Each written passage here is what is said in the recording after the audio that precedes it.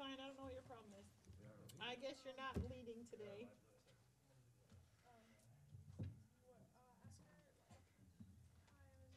Are you having a problem too?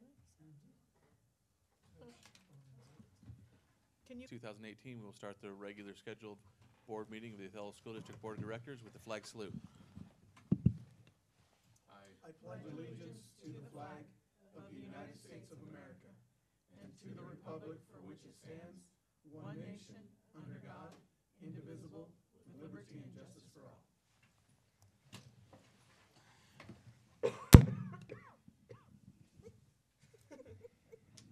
A little mic issue, so.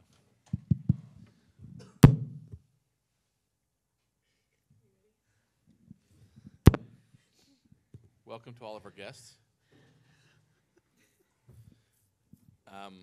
Move on to C3, approval of agenda. I'll accept a motion to approve. I'll make that motion to approve the agenda. Second. Been a motion by Director Johnson, second by Director Stevenson to approve. All in favor? Aye. Aye. Aye. Opposed? Motion carries 4-0.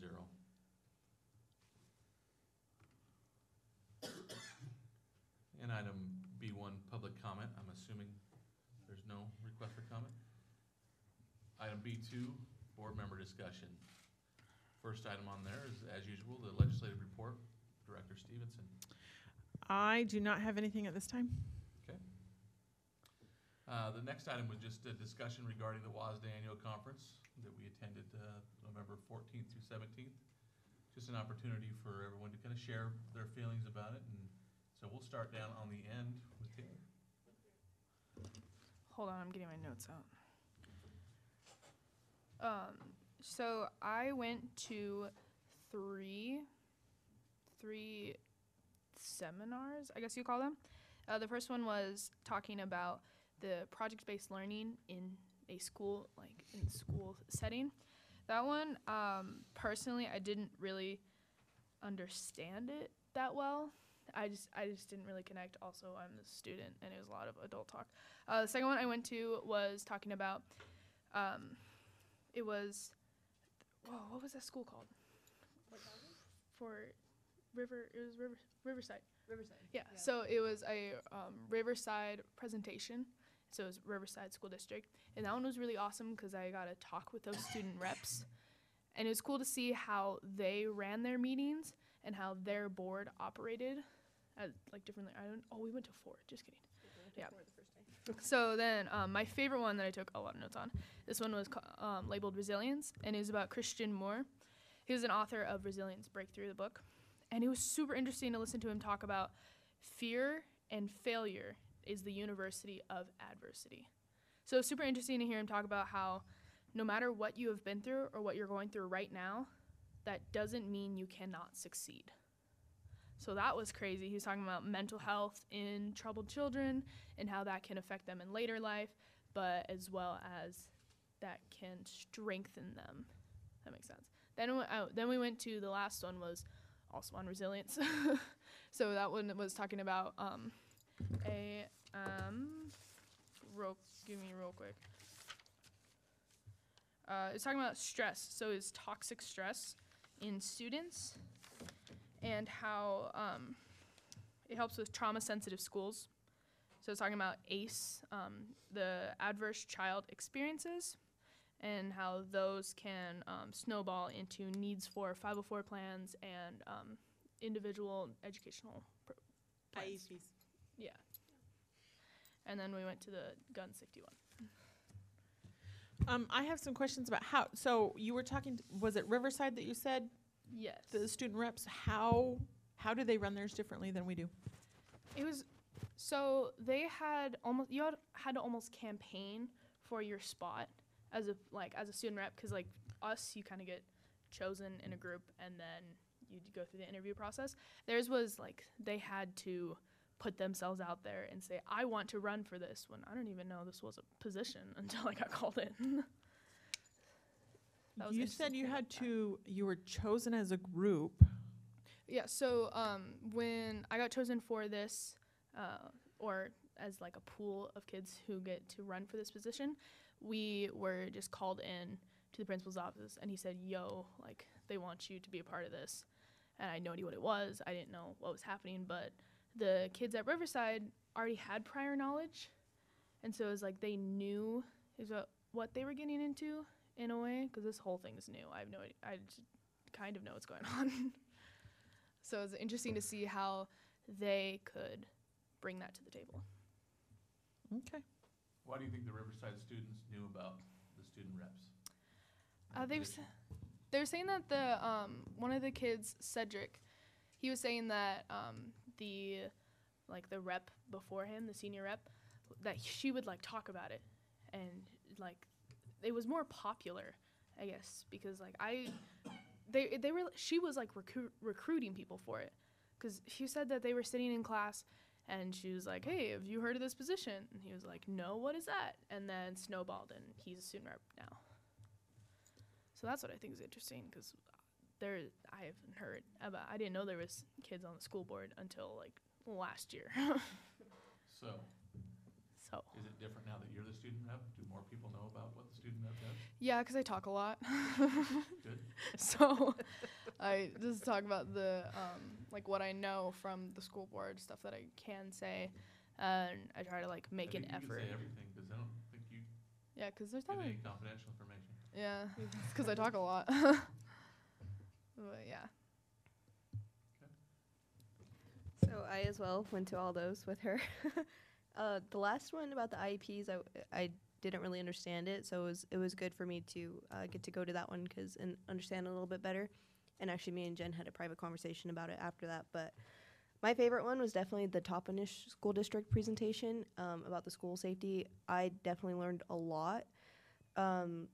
Previously, I kind of thought it was like just random teachers get guns, and now Toppenish has administrators, and they don't really know who the administrators are, and they volunteer, and they go through like 40 hours of training, I think. And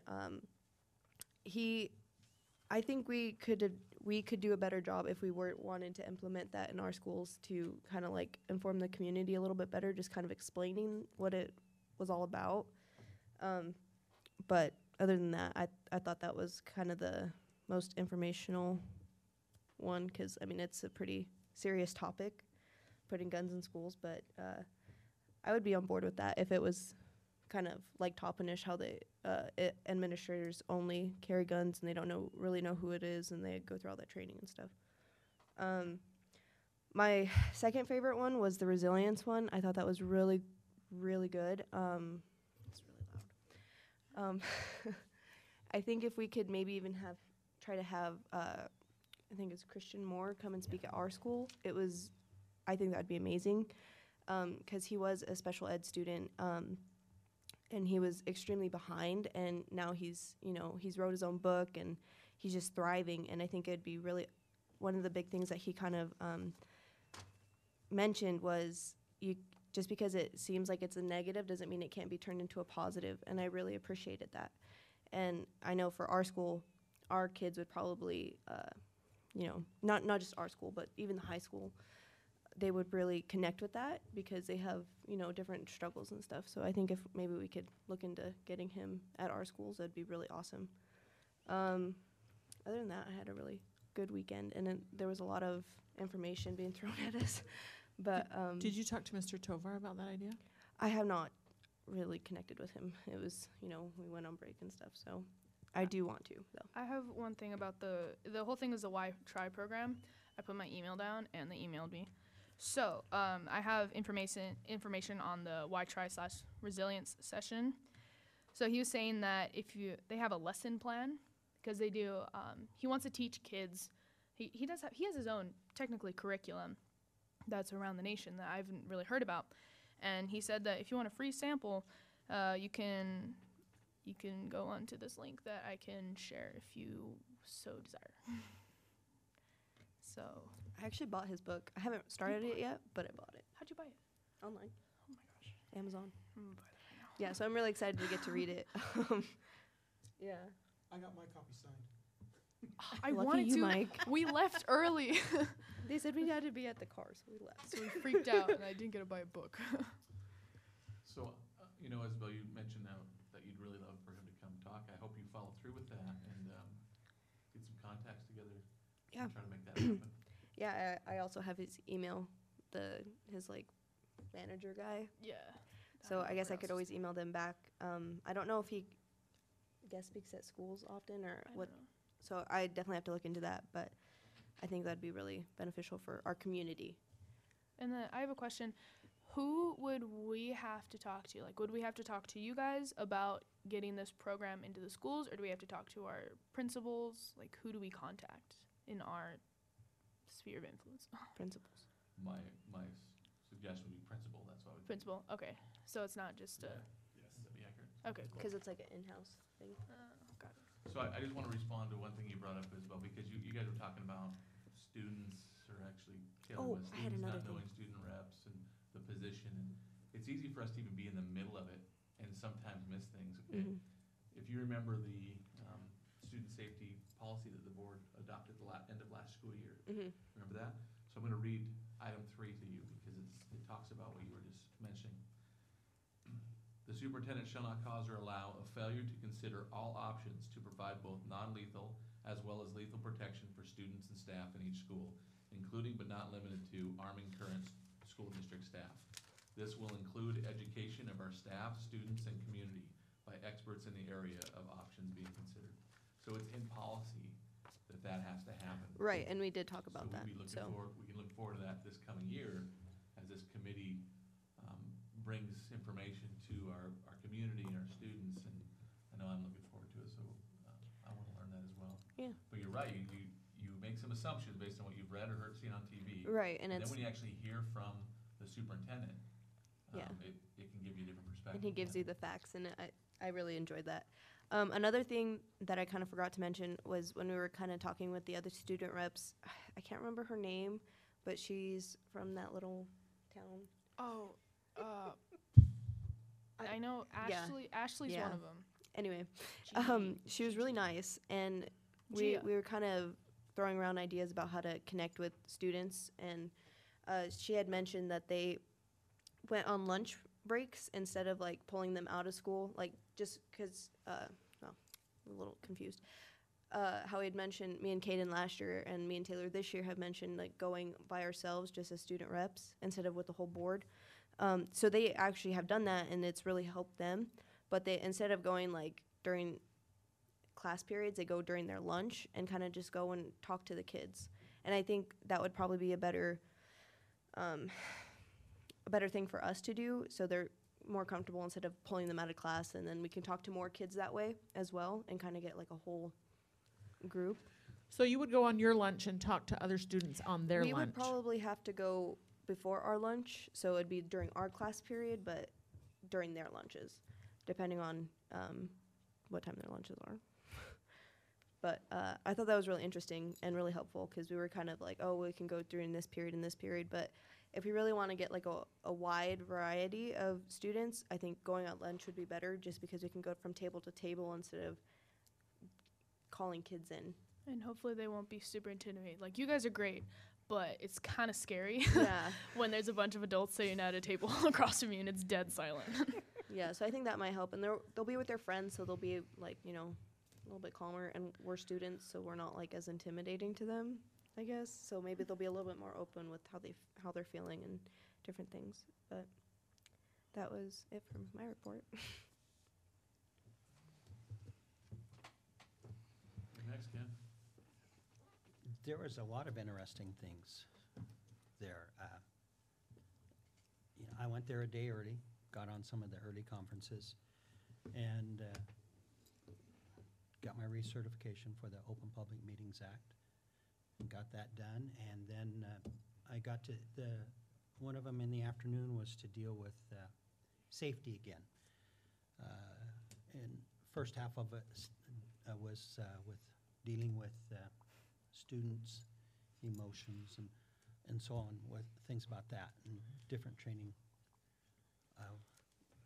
what they do. And then second half was we got to actually sit down, right, kind of like a roundtable discussion with Freeman School District, which just a little over a year ago had an incident where they had actually one fatality.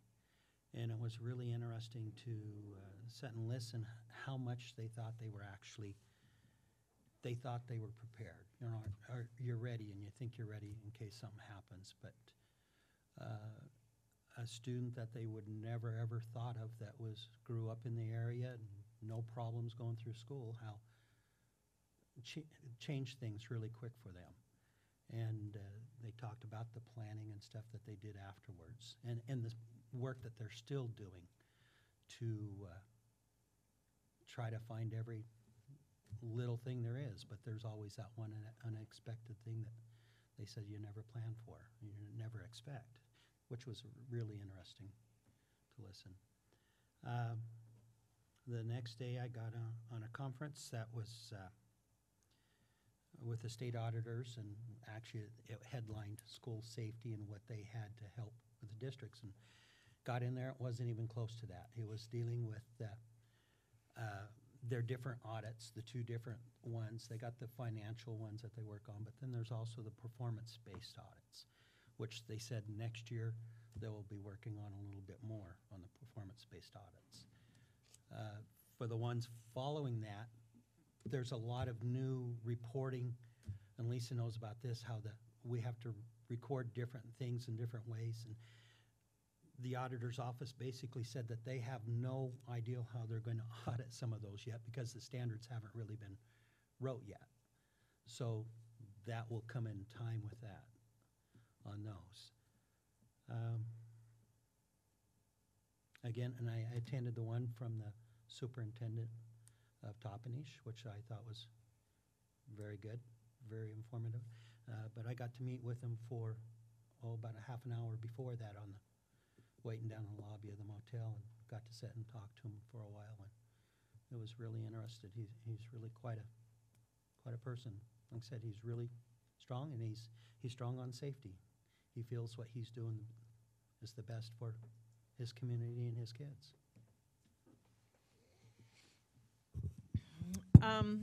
So this was my second WASDA conference, and I loved the first one and almost felt overwhelmed and had so many great sessions and stuff, and then went to NSBA and had a really hard time picking because there was so many different options, and then went back to this one and kind of was disappointed.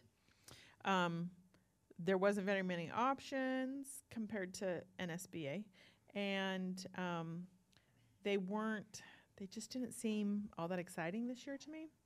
I mean, I found some to go to, and there were some that were great and really interesting, and I took, I think I learned something at each one that I stayed in. I also had one that I thought I was going into social emotional learning, and they talked all about BMI and obesity, and I just had to walk out before I said something. Because it wasn't at all what it had said in the thing. But I always try to make sure that I'm taking some valuable information, and so there was a lot of that great stuff, and brainstorming and discussing things with other districts. Mm-hmm. So that's always, I think, highly valuable, just to be able to talk to other people and say, what's your district like, and how big are you guys, and what are you doing about this, and those kinds of things. And so some of those, I was trying to make sure I sit at the tables instead of the rows, because the tables are a lot more interactive with talking to other people, and because I'm a social butterfly, I have to sit at those tables. So, I don't know if specifically like writing policy information for me on this one, but a lot of different ways of looking at things and maybe tweaking things differently. One of them even had a rubric for the board, and I thought that was interesting. I know that we do our self-assessments and those kinds of things, and many were shocked that we do. I was like, well, we do a Survey Monkey of our evaluate every meeting, at the end of every meeting, every regular meeting, and they were shocked about that. For the most of them were.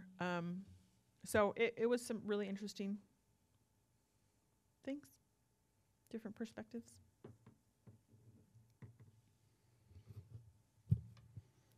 Always information available. I think Jen is right on when she says you do get spoiled when you go to a national conference because of the diversity of subjects and the opportunities of the different subjects. But even for just it being a state conference, I think there's always information there. I think this is redundant. I assisted to the resilience workshop as well, and there is always a positive no matter how negative the situation. It was very good because even though it wasn't, I felt it was more of a motivational session. It wasn't really school focused. Everything that he said would apply in a school setting. And if Isabel can make that guy a speaker at our school, that'd be awesome. I'd vote for it real quick. I do. Operational, they wouldn't come to you. I'd still vote for it. Are we prepared for the future with our instructional vision? At one of the sessions I attended to, I learned, or not that I learned it, but even with all the innovation that we as a district think we're bringing or are bringing, it's still changing right before our eyes. And are we ready? Are we anticipating these changes? Are we preparing ourselves?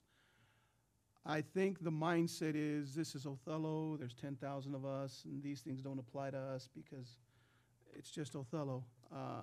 There are a myriad of changes happening right in front of us, and no matter how prepared we think we are, I sometimes feel we're still always going to be behind the 8 ball in some subjects.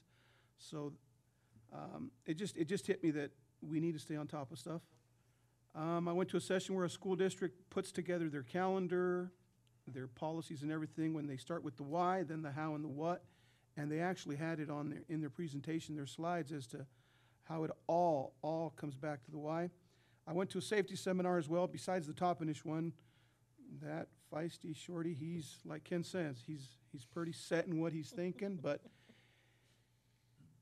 like Isabel said, you know, his resoluteness in, no, we didn't inform the community. No, we didn't ask the parents. No, we didn't ask the students. But he backs it up with the reasons why he didn't, and then he shows you how effective it's been. So it kind of shifts your, well, that comes across as arrogant, or it comes across as, I don't know if snotty's even a word or what have you. But once you hear the reasoning behind it, it makes some sense. But a different session on safety, it said, these are high school students. What percentage of students do you think feel safe? And I put down what I thought based on our visits that we make. And we asked the elementary kids, I think we even asked the middle school when we went, you know, how safe they feel. But in school, I put 90% of our students felt they were safe. Well, nationally, 59% say they felt safe. In the bathrooms, I said about 70% of our students, it's 54, according to this study. In the classroom, I did 90, they said 66%. Outside of school buildings, I put down 80, and it's actually 55. So if those are national numbers, I don't know if we've done a specific study to these specific questions. I'm glad that we have this committee together, and that's, I believe, being spearheaded by Greg, and we're paying attention and trying to put a safety plan together that's needs to be very diverse, needs to be very inclusive of a lot of things. But a takeaway from this would be that I attended several sessions on safety, and I can't wait to see, you know, what our committee comes back with for recommendations on our safety plan for the future.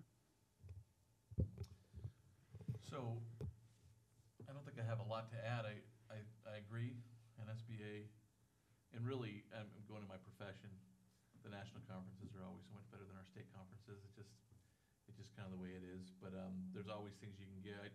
This is probably my 9th or 10th WASDA conference, and a lot of it is things you heard the previous years, but it's good to get refreshers on some of it. And then there's always a couple of good new things. It was really interesting listening to Toppenish. I agree with that. One of the things that I thought was interesting, there was a session from a district that does, it's a form of policy governance. They call it coherent governance. And one thing I thought was interesting about that was they go beyond the ends policies, and they have policies that are the superintendent's targets. And so based on the ends, they have then, I think they were their R policies, and the superintendent is the one who writes the R policies, and the board approves them. superintendent says, okay, this is your end, here's how I'm gonna measure it. So there are all the measurements and targets for it, and I thought that was interesting, the way they did that. Might be something that I bring up to the board as we go along as options, and then, it's really, really clear and in policy what it is that how we're gonna measure it. So every monitoring document, monitoring report is going to be keying on those for the ends at least, so.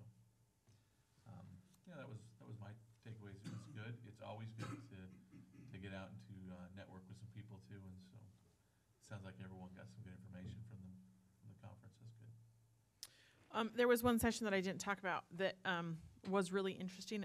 It was about engaging teachers, having engaged teachers, and it uses, I can't remember the name of what.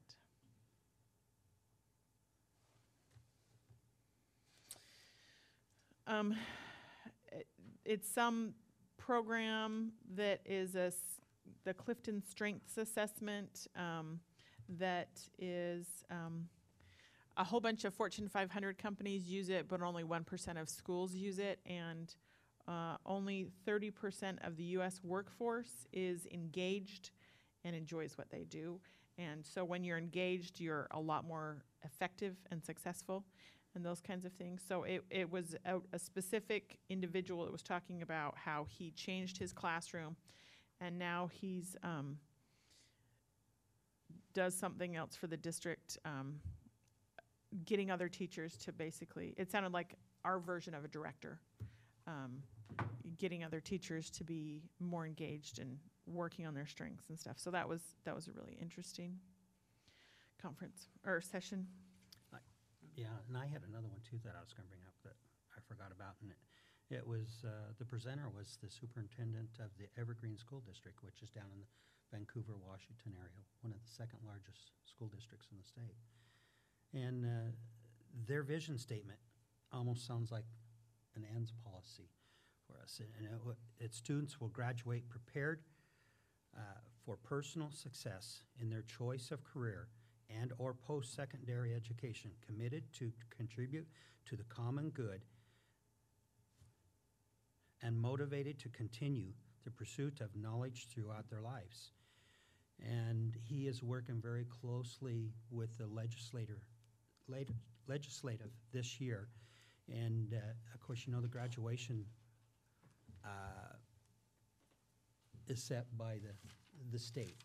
I mean, the standards are set by the state and the legislation, and he is working actually with them to come up with another alternative way for those students that have that drive to want to try to pursue a graduation certificate, but just can't quite make it there. And he called it a performance-based testing. It will give them another direction, and it will still be a diploma from the high school, but it's based on gaining the knowledge and careers for right out of high school. And he works very closely with a lot of the trade skill industries down there, and they actually place a lot of the students. They work very closely with the Habitat Humanity, and their high schools kids have actually went out and built homes, and these kids have went out in trade industries right afterwards. And he was saying that the average wage of the carpenter coming out in that area is $26 an hour. So it's a good living wage for some of those coming straight out of high school. Okay, well, the next item, because we're committed to keeping this on there and continue to discuss it, is the NSBA conference. Just another reminder of that conference. The only thing, just reminding of policy, that our policy states that any out-of-state travel needs to be approved by the president. And so I can't imagine it not being approved, but just make sure that it's a discussion that happens. I think the best way to do it is in the board meeting. So I don't know if anyone's committed to NSBA yet, but if any time you want to go, then I think the board meeting's a good place to talk about it. I'm looking at my times, and I'm seriously thinking about going. Okay. So it's the last weekend in March, so it will work. Oh, it's the last weekend in March? Yes, it Oh. starts the 29th or the Santa 30th. Crane. It starts the 30th and ends the 1st. It's the weekend right after. No way. Um, I was thinking about it, but no. Philadelphia.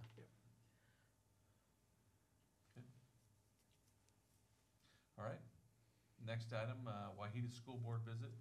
We've got a proposed agenda here for the, if the board's had a chance to look at that, and also talk about any specific students that we'd like to meet with.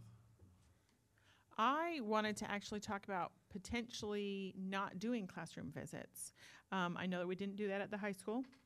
We did do it when we were at Scootney, but did we do it at Hiawatha? We did, okay. I don't know, now that there's been 2 elementaries that we have done, to not do a third or possibly a fourth would be odd. But maybe at the middle school and the high school, the high schools, not doing those, and spending more time on conversations and possibly even different sets of students. I think that would be potentially more valuable. Not in this case, I think, because of what we've already done so far. What do Do you, you think, what do you Go mean by different sets of students? So, we could do, like, students that have grown a year or more in the past, that sounds wrong. Year or more in the past, 2 or More more than a year. years, more than a year in the past year. Okay. Something. The way that we did it at high school? the high school, right? Or specifically ELL students, that's how we did it. There was something about them at Hiawatha. To have different focus groups is, I guess, what I was going for there. That makes sense. But So you're thinking more, making more linkage in the visits? maybe for the middle school and the high school, because those students, I think, are more likely to be able to define their needs or their wants or those kinds of things.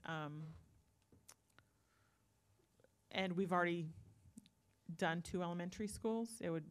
It would be odd to say at this point, oh, we're just not going to hit your classrooms.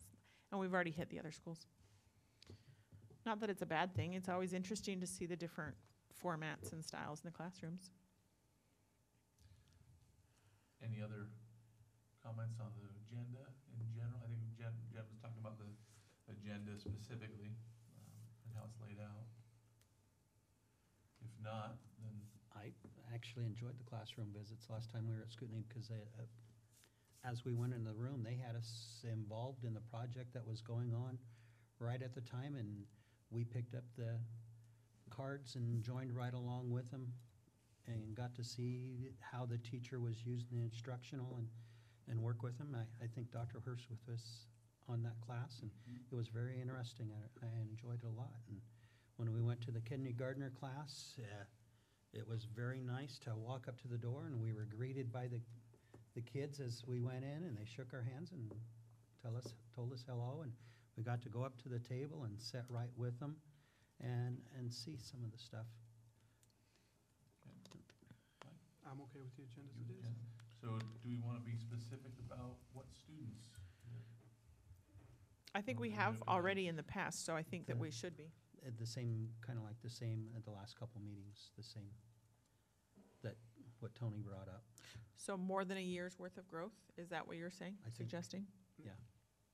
Did you feel like that was, It- at the high school, is that the group of kids that were there? Mm-hmm. Ones who had grown more than a year? And we academically? had, I think, 2 for each grade.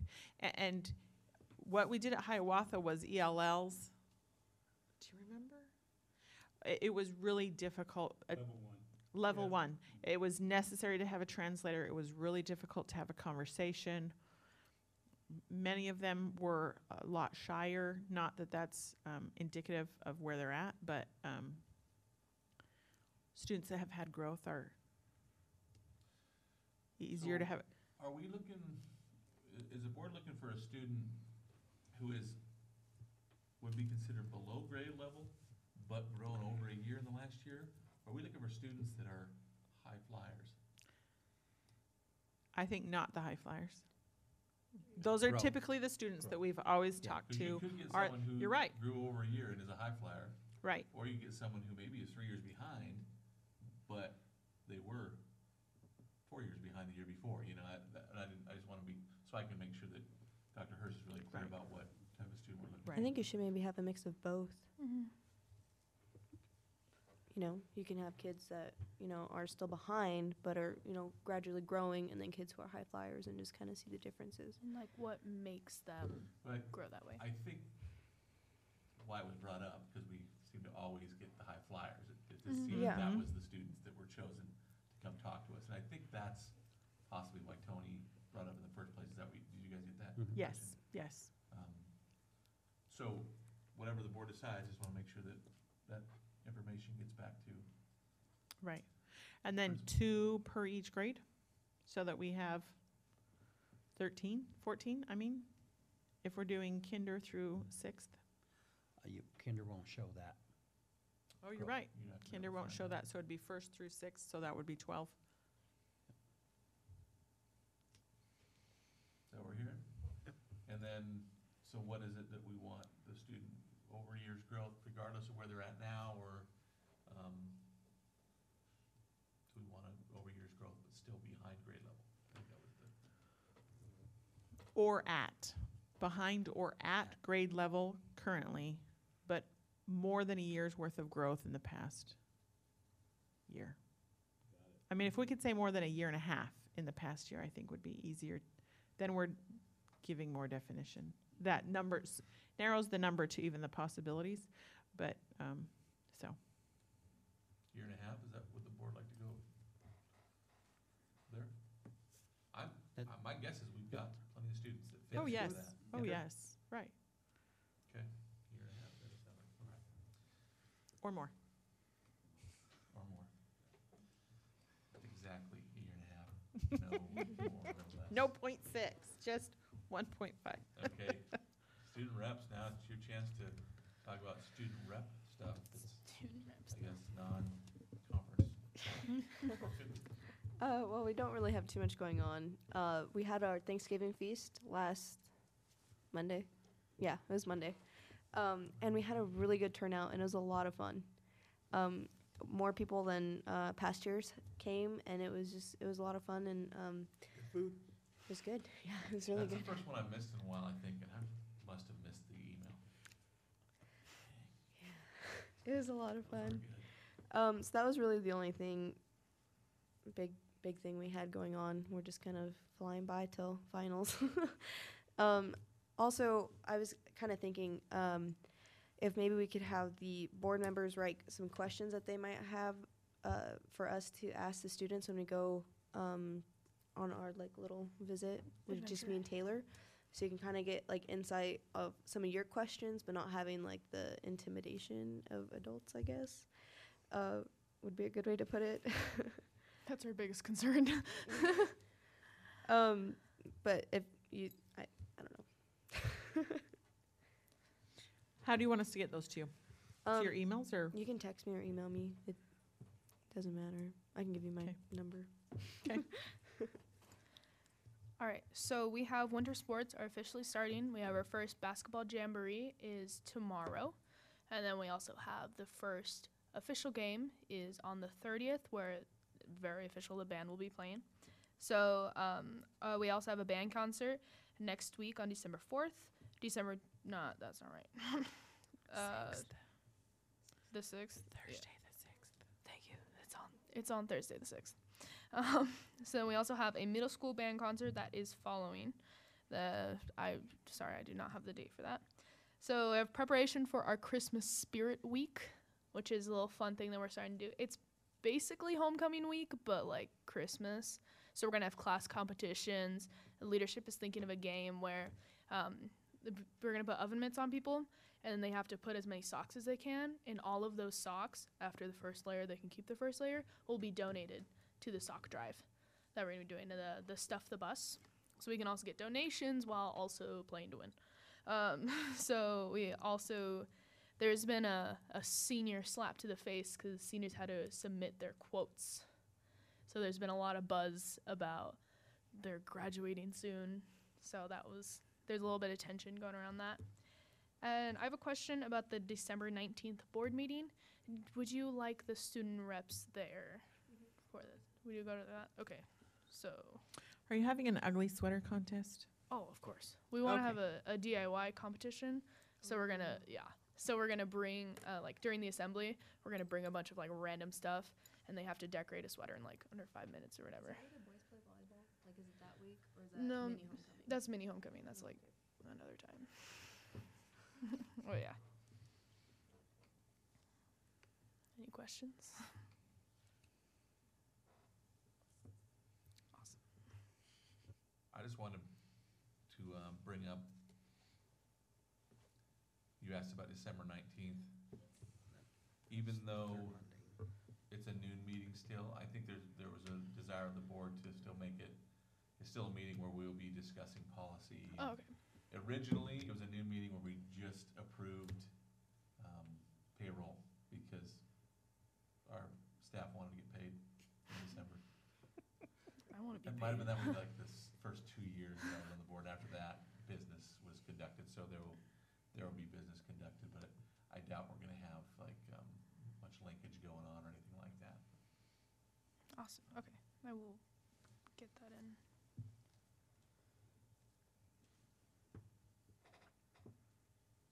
Okay. So now we'll move on to item C1, required approvals. I'll accept the motion. Do I ask the questions after the approvals but before the votes? I can't remember how and where we do that. Actually, you can do it before a motion or after a motion, it's fine. Okay. Sometimes before the motion is a good time to do it if it changes a motion. So.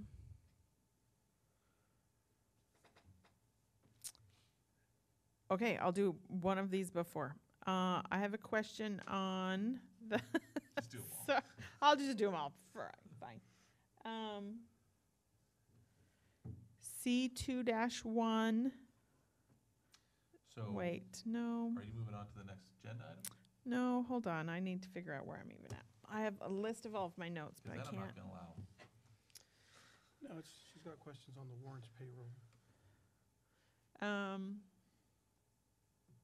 I do have questions on the warrants payroll. Yes. And then the rest of the questions are the moving on questions. So on the November payroll and accounts payable warrants, we paid Apple $17,000. And we have Chromebooks, so why do we have an app? I assume this is to the Apple. Why do we have $17,000 to Apple? My, am I on? There I am. These were iPads that were bought for the libraries. There had been a pilot program last year. I think they put 12 to 15 in Luticaga last year. And they wanted to expand that into the rest of the elementaries, 12 to 15 iPads. They're trying to give additional exposure of different types of technology. There's different access. They can use the 3D printers with these and so forth. I mean, it was a direct request of the librarians for those programming within their departments as well. So Awesome. had been Okay. very, very well received, was my understanding. Okay, that sounds like a great idea. It's a really good question, by the way. Thank you. And then Playworks for $10,000 even. Can you just tell us what that was for? Playworks was a Wahidas. It's a new initiative, a new program at Wahidas. Has just started, is my understanding. I think they just had their training in November.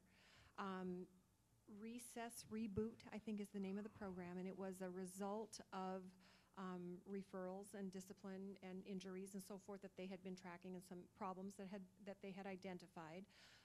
My understanding, the program is a structured play program, gives some behavioral expectations. there was a significant amount of training for both staff and students. The training occurred here. Their representative came here. I would suggest it would be a really good opportunity at your site visit. And I'm Right. sure that they will very likely be talking about that, because I Okay. think it is a new effort for them. In talking with Mrs. Anderson, she had said that there had been some really good feedback so far from parents in particular. But it's very new, is my understanding. I think Wonderful. the training just started in November with Okay, I just wanted, the name made me think playground equipment. And so I was like, why is one school getting more? Okay, but that sounds wonderful. And Well, there, that's been going on for a long time, though, so it wouldn't be and any- actually, the funding of want that all did fairness. come from their BEA. That was their choice on Okay. how they were to. They felt that strongly. Right. That's how they needed to use their building funds. So. Wonderful. Okay. That was all the questions for required approvals that I have. Thank you. I motion we approve required approvals. Move. I move that we approve the required There's been a approvals. motion by Director Garza to approve the required approvals. Second. And a second by Director Stevenson. Any further discussion? No. All in favor? Aye. Opposed? Motion carries 4-0. Item C2, superintendent informational items. If there's any specific questions on those, then now would be the time to ask. If not, Okay. October, the financials. It has a whole new column that we haven't seen. I think this is like the first time we've gotten like an extensive one since school started. And there's a whole column for encumbrances, which is different than we've seen in the past. And I had to Google what that meant, but can you tell us what starting there on page 5, right? What do you put under, what's your definition of encumbrances? When do you use that? Encumbrances are anticipated expenses. They're unfulfilled obligations. In other words, and the reason you haven't seen that column in the past is because we have now been able to encumber payroll for this year. So what you're seeing there is $40 million of dollars that we expect to expend for contracts that have not yet been fulfilled.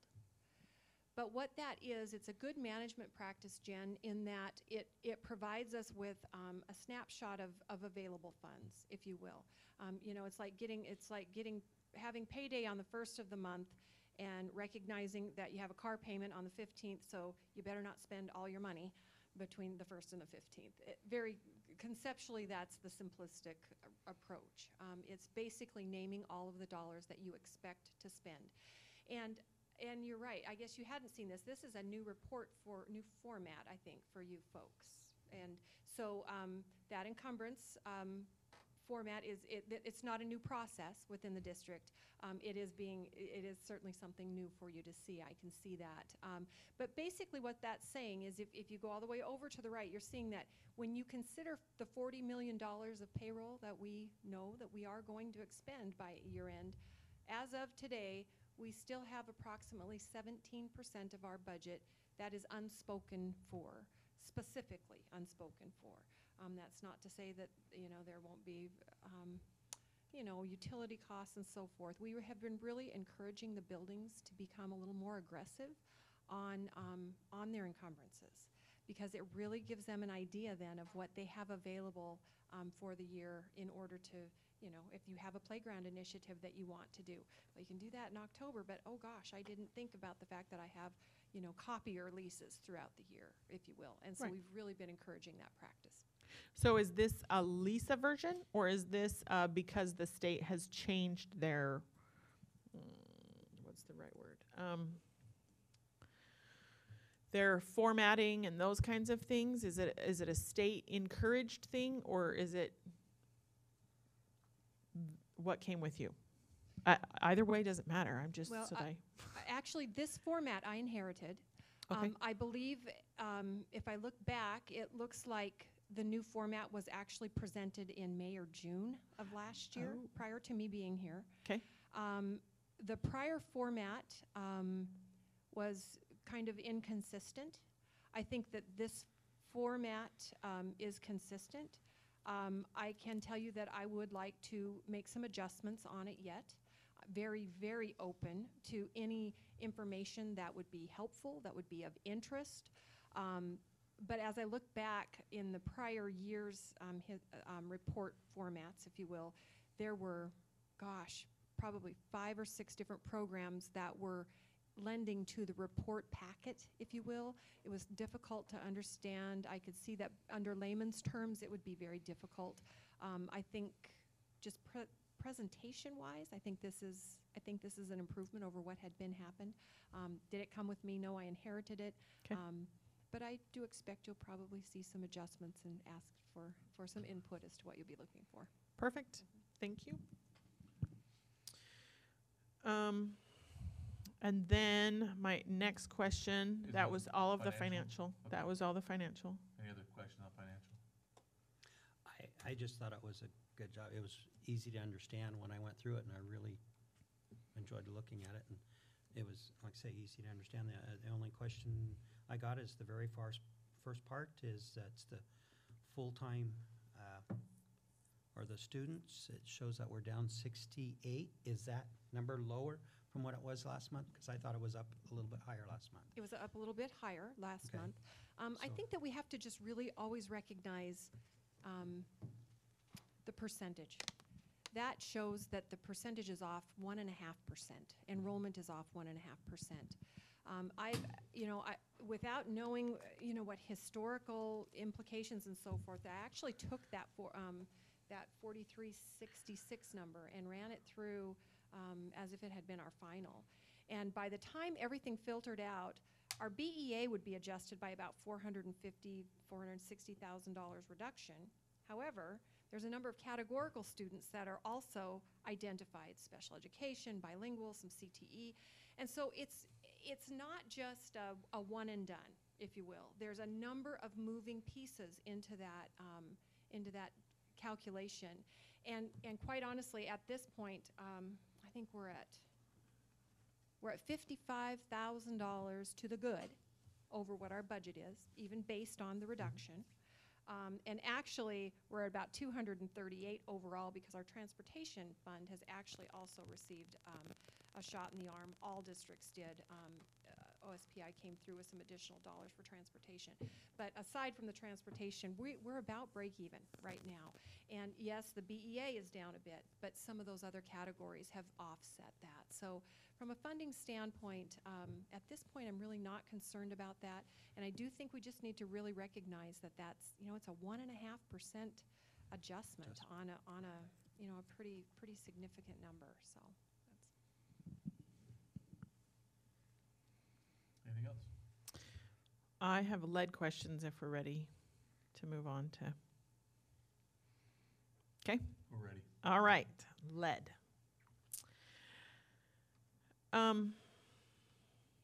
So, can we assume that the Lutacaga number that was tested and so high in August was because those faucets were not used over the summer and it was still the summer break?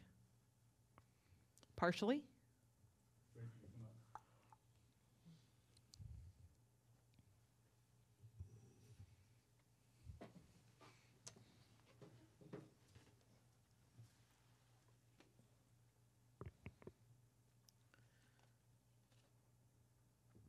Test. There it goes. So, in essence, yes. Okay. There's multiple factors that go into the lead, but that's probably the most contributing one. Okay. So the notes between the testing that was done on 8/3/18 to 11/7/18 for what sinks those are don't say the same sinks. They had different testers, different people coming in and taking the test, so they the note they wrote for what the name of the sink was, they wrote differently. Okay, so there are the same sinks. Yes. They just wrote their definitions of where they were different, but Yes. it's the exact same sinks. Yes. Okay, it just looked a little odd, so I wanted to verify that. And it talks about measures that were taken to correct it, but it doesn't say what those measures were Okay. or are. So that didn't get, I printed one out here, that didn't get included in the packet Okay, for some reason. And so just a little history on this. Department of Health has started this program based on a directive from the governor of the state back in 2016 to start testing or helping cities replace lead pipes, reduce lead in our water. And one of the pieces of that is they contacted us as a district and said, hey, we'd like to test for lead in your water. We'd like to do it at these 3 schools. So they seeked us out for participation. So when we tested these, I was pretty shocked that we even had any numbers. So in their packet, to answer your question, the first thing they said to do was flush the lines, document where that water's coming from. If it's a drinking water, take it out of service. Well, the 4 sinks tested were a hand washing sink, wash, rinse, sanitize sink, and a food prep sink. So the food prep sink was taken out of service, and we began flushing it till the next when you say flush, can you say that in non-contractor terms? flush. We just turn the water on for 5-10 minutes before school starts or before we use the sinks. So just let the system run Yep, just out, let it run, whatever's- flush the water out. Okay, thank you. Then we, in that, I believe, so we retested ourselves with Quo testing labs in town. Their measurements were different than what the Department of Health was. They used milligrams instead of parts per million. Department of Health didn't like that, so they came back out and tested the 3rd time. And the 3rd test, when they took the 3rd test, if you look at the 3rd test, there's 5 samples done.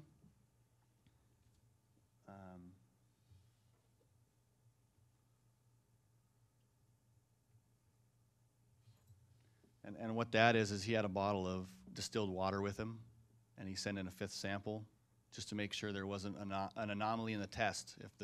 If his 5th sample came back with lead in it, along with the other 4, then we'd know there was an anomaly with the test.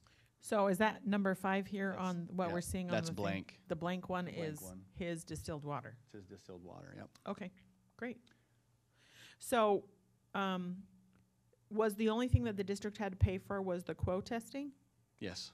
Okay, so since it was their offer and since it's something that it's the legislation is deciding to take care of, why these 3 and when are the other schools or those kinds of questions? I'm not sure on that. I didn't ask them if they're going to come back and wanted to test more, or when I discussed this, because when I saw the first results, I called our Department of Health right away and said, hey, Tim, what's going on? These are brand new schools. And he talked me down, said, Greg, there's lots of factors. Let's just work on what we can work on and see if we can find the problem or fix the problem.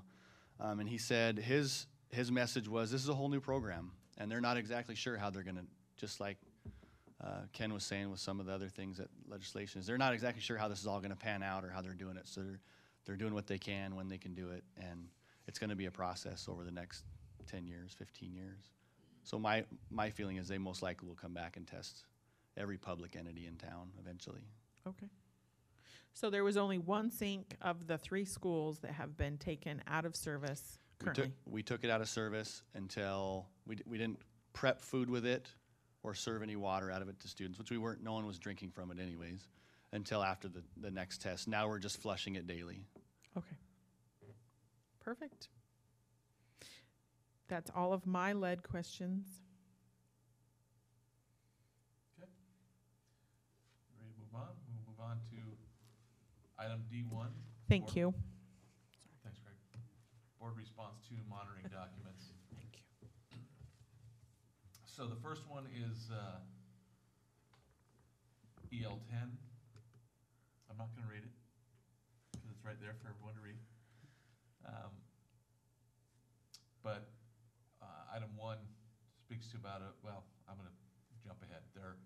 All were found to be in compliance, except for question 4. A failure to ensure appropriate input from the following groups as the instructional vision is reviewed. Parents, students, where appropriate, owners, teachers, and administrators. 4 found in compliance, 1 not in compliance, and the comment was, as stated in the report, the vision has been shared with parents and students. However, the district has not been explicit in obtaining feedback from these 2 groups. Until this happens, we need input from all 5 groups to be compliant. In the initial assessment, the board found 4 in compliance. I guess my question would be, does that statement cause the board to change their feeling of compliance? I did go back and look at it myself, because that's not mine statement. I found it originally in compliance, and it did look like in the report that both for parents and students, there was not feedback that has been taken place yet. There is plans in the future, but not yet, so I would change my vote currently to not in compliance. That's my statement there, and that's how I read it, and that's why I wrote that. I don't feel the whole policy's out of compliance. It was just this one question or this one part of it that I felt that wasn't in compliance. What are your thoughts, Mike?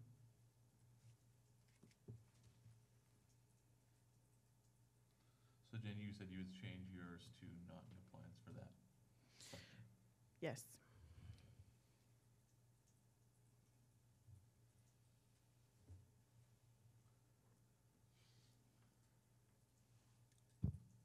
I did not go back to read I did read the statement, but didn't go back to read it. The policy itself, Jen explains that there's future plans for this. The policy itself doesn't give it a date for that input. So I don't know that I would use the time frame as a reference point there, so I don't know that I'd change my answer. Well said. I think that I feel the same way. There's a plan for it in the future. I don't believe we found this out of compliance last year. And so because there's plans for the future, and it's not a recurring compliance issue, I would leave it as in compliance as well. So there's 2 and 2. Tony's not here to say he would change his. So then that leaves 3 in compliance, 2 not in compliance. So I think it stays as in compliance based on that. But duly noted with the comments. Okay, so are we going to keep that comment then? Or are we going to not keep the comment? It's up to the board.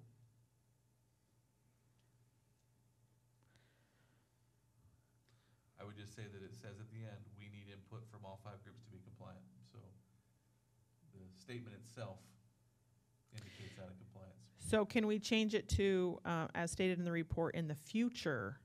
Let's see, something about that the report said that, keep the comment but modify it, is what I'm saying? And still, it would be considered in compliance because of the 3 to 2, but so that we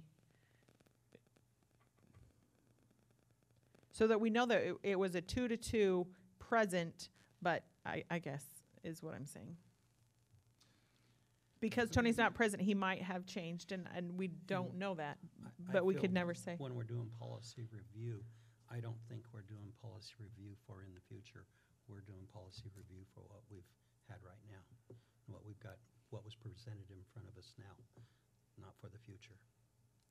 Right, and so that's why The I future think we is where should it's keep supposed the to be comment. corrected. Policy actually states that we will spend less time on the past and more on the future.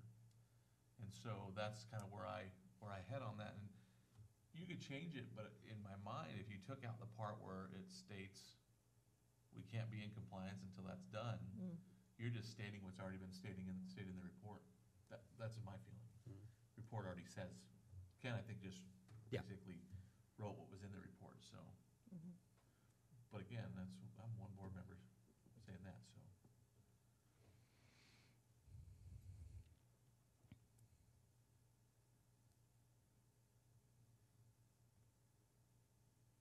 It really comes down to a matter of if the board feels it's out of compliance now, even with the future plans for it. And because the plans are in the future, I don't think it's going to prompt Dr. Hurst to say, well, I better do something about this, because he's already sent his Mm-hmm, right. report that he's going to.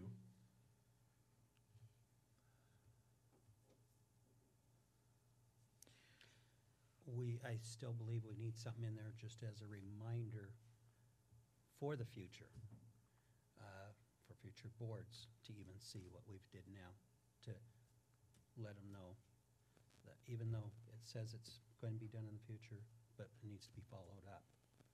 What would Or you to- suggest the wording would be?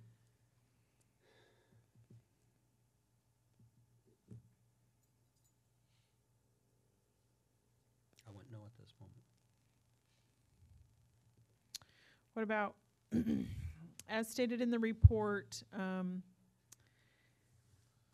the plans to be compliant are in the future for all of the 5 groups, For input from all 5 groups. for input from all 5 groups. You could say, also I'm- say, we look forward to full compliance on this policy when feedback is obtained from, it would be parents and students. I'd be fine with that In the comment. 2019-20 school year. Yes, Yes. That sounds right. yeah, So those are comments we've made before. mm-hmm. We look forward to the plan coming up. I and then would agree with that Yeah, I comment. would Are agree you with good that. with that? Then next I would year agree with that. Right. Okay, Is that, did you capture that? Okay. 'Kay. Okay, so the next Survey Monkey we did was for EL 13, Advanced Academic Programs. On this one, it was, all were in compliance except for question 5, and there was 2 comments on that. One was from me, and I want to clarify or correct something. I was the first comment, the self-selection process, what I meant to say was the automatic enrollment process. So I wrote that wrong. So the automatic enrollment process has not been implemented since the creation of this policy several years ago. In my opinion, the monitoring report for EL 13 looks very similar to last year's monitoring report.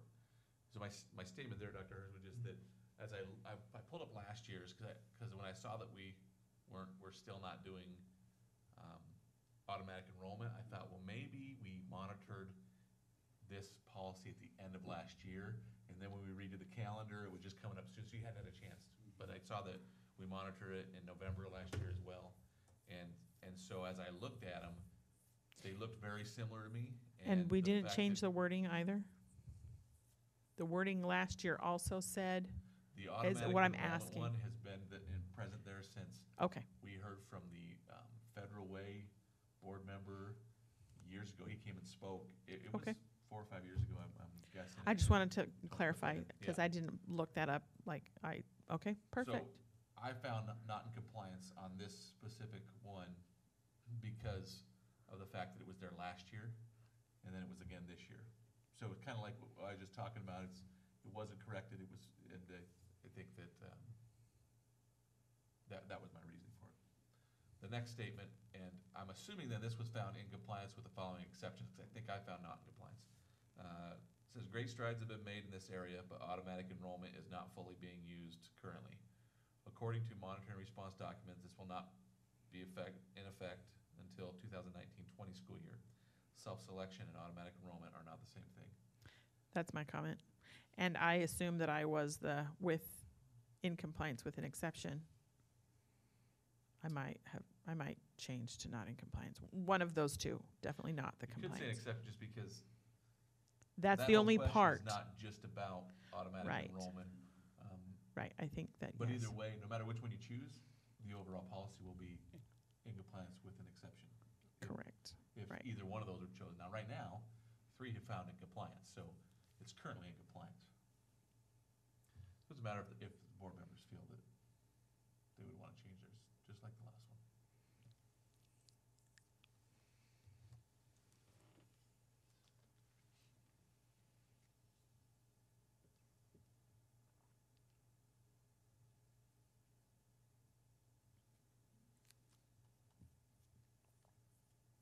What do you think, Mike? I'm not changing it. I'm okay with it. Okay. Ken? I'm okay, the way it is. All right, so it'll be the same then as the last one, so that one will be fully in compliance. Is there a desire for a comment? Can we keep the second one, fixing this will not be in effect? Or because, So it'll To say reference. Will be in effect? Would that be, would you rather say it will sure, be in effect? yes, that's probably More more, of a positive spin, right? sure, fine. Okay. So this, I think do you need the self-selection and automatic enrollment's not the same thing? That sentence in there? I think yes. Okay. What do you two think?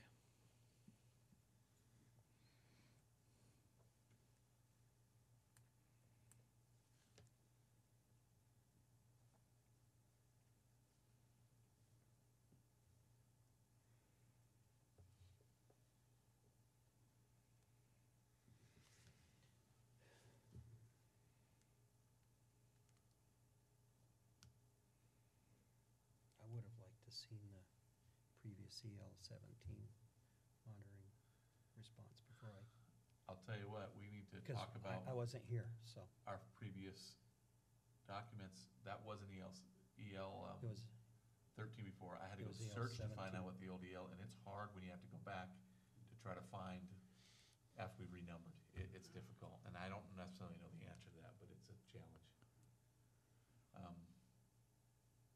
Anyway, but going forward, it's just a matter of what comment we want to have in there. If we want to keep the last statement, self-selection and automatic enrollment are not the same thing. Well, I shouldn't say that. Two of us want to keep a comment. I haven't asked the other two if we want to have Right. a comment, sorry. I think the comment could stay there, but I don't know that the self-selection, automatic, are not the same thing as necessary, because I think we know they're not. So it does talk about, let's see, automatic enrollment is not being fully used. So if we did take out that last sentence, that's fine because the prior sentence, or the first sentence does talk about the automatic enrollment is not fully being used. So Okay. so I'd be that. fine if we took out that last sentence So then. three of us say keep out, take out last sentence, and then it would Yeah. reword to according to monitoring response documents, this will be in effect for the 2019-20 school year, correct? Sure, yeah. Okay. The next item is D2, board self-monitoring. This is for GP 11. D1. We just Oh, did D1, sorry. I think. Right. You're right. Yep. Want to redo it? Are we still No, on that? no. Let's go to 2. This was found to be fully in compliance by 7 people. And we got 4 comments at the end. First one was, fortunately, this policy has not had to progress past step 1 in the past year. As a board, I hope that we commit to not violate any of our policies going forward. Second comment, continue to keep things confidential and do our jobs as board members. Third comment, continue transparency in all our dealings as individual board members, adherence to the policies in place to deal with these specific scenarios. And the fourth response, it's got to be from Tony. To require the board president to submit a report attesting to compliance in this area that only he would have personal knowledge of. And that does make sense to me. Let's fix. How spelling would of you compliance. So it's Do Tony, so we'll that. have to fix the spelling. Oh, dear. He's not here to defend. How, we all know. How would you do a report saying, Well, I kinda spoke attest to that, it. yes, Fortunately, this policy has not had to progress past step 1 in the past year, so that was my comment. right? Okay. And I think what Tony is saying is if you look at the 5 things, first there's a conversation in private setting between the offending member and the board president or other individual member. No one would know if I had that. It's a private conversation, so no one would know that. Discussion in a private session between the offending member and the board Now, the board would know about that. So right now, the board, if there's nothing progressed past step one, the board wouldn't assume that there has been no violations. What Tony's asking is to keep track of each one. I would just say that it's good enough to say, I've had a conversation or two through the year, but it's never, after I had the conversation, the problem was taken care of and it never had to progress to board. And so it is a difficult thing to assess for compliance, right? Because you only have to find compliance if you actually have to go through all 5 steps. So maybe the appropriate thing for the board to state in this is that as one board member, I'm unaware of any discipline issues this year. Maybe that would be the proper way to answer it, but it's not the way the SurveyMonkey is set up. So you put in your own monitoring response document? Because is that not what is being asked? A monitoring report. Sure, right, that's he's the right saying? word. I think so. And I think that would be easy to do. Okay. So do we keep line 1 and line 4? Which ones are we keeping? It's up to the board.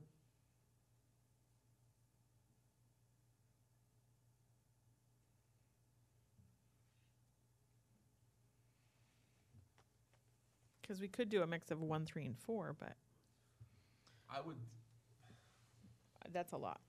I don't know and I'm not saying this because I'm the president, but as a board member, if I wasn't president, I don't know if I'd feel comfortable requiring the president to Requiring.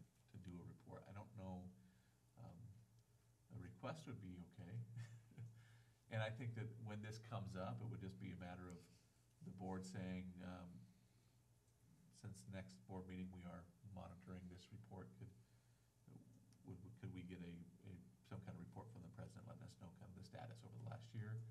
I think that would be fine, but it would mean we'd all have to kind of be thinking heads up a meeting or 2 ahead, so it might be a little tricky. So what if I don't think we, there's anything wrong with not answering it. When you have a policy, You you mean- don't know the answer to it, I think maybe in the future the board just doesn't. It's okay to not answer it, and then someone who does have knowledge can answer it. okay, Or this one could have a not applicable. No way to.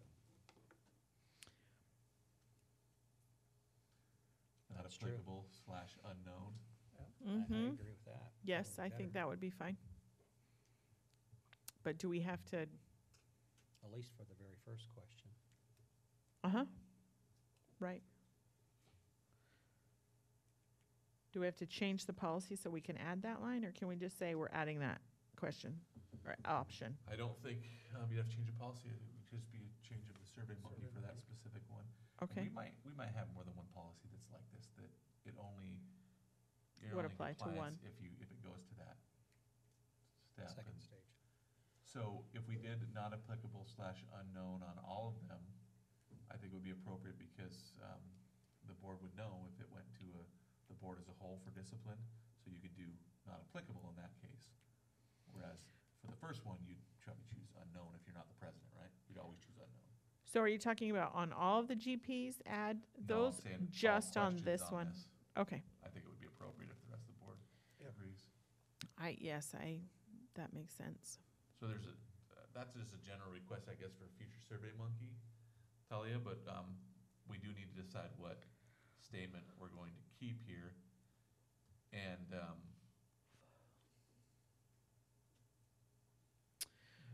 What about, fortunately, this policy has not had to progress past step 1 in the past year, but it would be recommended that the board president submit a report attesting to compliance that only the president would have personal knowledge of. And then a second line, continued transparency, or second paragraph of statement 3. I think there's. Is that too much? If whatever the board agrees with, I just want to kind of make a statement that I think this is going to be a bigger discussion going forward, possibly. Tony's made comments to me before that he feels maybe the board we should write monitoring reports. I don't know that he said the president should, but maybe it rotates through the board and actually do a report, and then That would the be board interesting. determines compliance off of the report. So you're saying fortunately, this policy has not had to progress past step one of the past year, and then Slightly modifying Recommendation. 4. recommendation that the board president submit a report attesting to compliance Could just in the end there. future. Mm-hmm. In the future. There's And- only one item that only the board president's gonna have knowledge of, and that's the first one. And then I still think all of response 3 is good. It's not mine, but I think it's good. Thanks, Jen. Okay.